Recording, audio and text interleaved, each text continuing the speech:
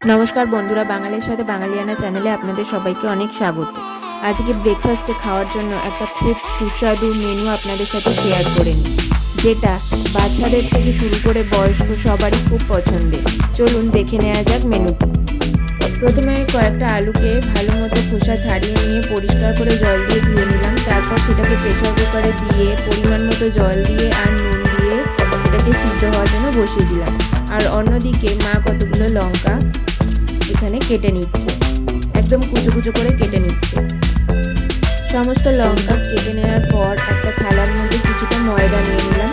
তারপর তার মধ্যে দিয়ে দেবো আটা। এখানে আটা আর ময়দা মিশিয়ে মা করছে, তো আপনারা শুধু ময়দারও করতে পারেন বা শুধু আটারও করতে পারেন। এখানে আমি কিছুটা আপনাদের দেখাতে ভুলে গেছি। আটা আর ময়দাটাকে ভালো করে মিক্স করে নেওয়ার পর তার মধ্যে কিছুটা পরিমাণে নুন আর চিনি দিয়ে দেবেন, যাতে খেতে একটু সুস্বাদু হয়। তারপর এটাকে ভালো মতো মিক্স করে নিয়ে এটাকে অল্প অল্প জল দিয়ে মেখে নিতে হবে।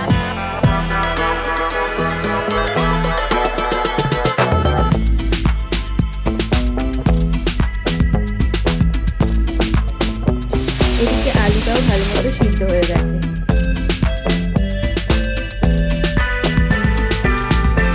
চার পাঁচটা সিটি দেওয়ার পর প্রেসার কুকারটাকে নামিয়ে দমটা বার করে নিতে হবে।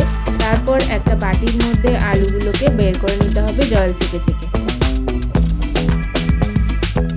আটাটা মাখা হয়ে যাওয়ার পর একটা কাপড় দিয়ে ঢাকা দিয়ে রাখবেন। সুতির কাপড় ব্যবহার করবেন কিছুটা রেস্ট দেওয়ার জন্য। তারপর একটা কড়াইয়ে আমরা সাদা তেল গরম করার জন্য বসিয়ে দিলাম। এরপর আলুর মধ্যে দিয়ে দিলাম পরিমাণ মতো নুন, দিয়ে আলুটা ঠান্ডা হওয়ার জন্য রেখে দিলাম। তেলটা যখন গরম হয়ে গেছে তখন তার মধ্যে গোটা জিরে ফোড়ন দিয়ে দিতে হবে, আর আগে থেকে কেটে রাখা লঙ্কা কুচোগুলো দিয়ে দিতে হবে। ফোড়নটা যখন অল্প লাল লাল হয়ে যাবে তখন সেটা আগে থেকে সিদ্ধ করে রাখা আলুর মধ্যে দিয়ে দেবেন। দিয়ে সমস্তটা দিয়ে আলুটা ভালো মতো মেখে নেবেন। এখানে আমি হাঁটার সাহায্যে সমস্ত আলুটা ভালো মতো মেখে নিয়েছি। এরপর আগে থেকে তৈরি করে রাখা আটার ডোটাকে ভালো মতো ছোট ছোট করে লেচি করে নেবেন। বেশি ছোট লেচি করবেন না, যাতে পুর ভরতে অসুবিধা না হয়, সেই রকম দেখে লেচিটা বানাবেন।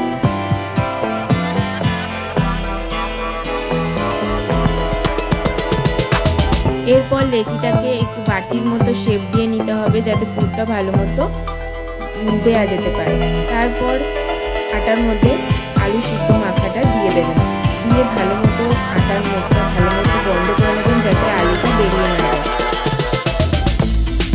এখানে আমি মাকে বলেছিলাম যে আমি একটা পরোটা বেলি, কিন্তু আমার বেলাতে এটা একটু শেপের গন্ডগোল হয়ে গেছে। আপনারা একটু ভালো মতো আস্তে আস্তে বেলে নেবেন। আমি পরবর্তীকালে এটাকে হাত দিয়ে শেপ দিয়ে দিয়েছিলাম।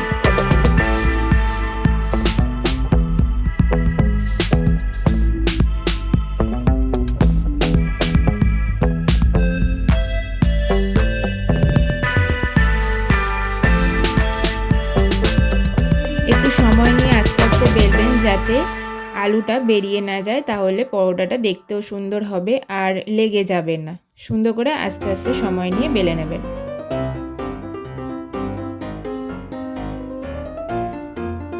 এটা বেলা হয়ে গেলে একটা চাটু গরম হওয়ার জন্য বসিয়ে দিতে হবে। তারপর চাটুর মধ্যে পরোটাটা দিয়ে দিতে হবে। তারপর এটাকে আস্তে আস্তে এপাশ ওপাশ করে ভালো মতো সেঁকে নিতে হবে। যখন এটা ভালো মতো সেঁকে আসবে তখন এর মধ্যে দিয়ে নিতে হবে সাদা তেল। অল্প অল্প করে তেল দিয়ে দুপাশটা ভালো মতো সেঁকে নেবেন। একটু লাল লাল করে সেঁকবেন, তাহলে দেখতেও ভালো লাগবে আর খেতেও খুব ভালো লাগবে। এইভাবে আস্তে আস্তে সমস্ত পরোটাগুলো রেডি করে নেবেন। আর আমাদের এই ভিডিওটা আপনাদের কেমন লাগলো আমাদের কমেন্ট করে অবশ্যই জানাবেন। যদি ভালো লেগে থাকে তাহলে অবশ্যই লাইক শেয়ার কমেন্ট করতে ভুলবেন না।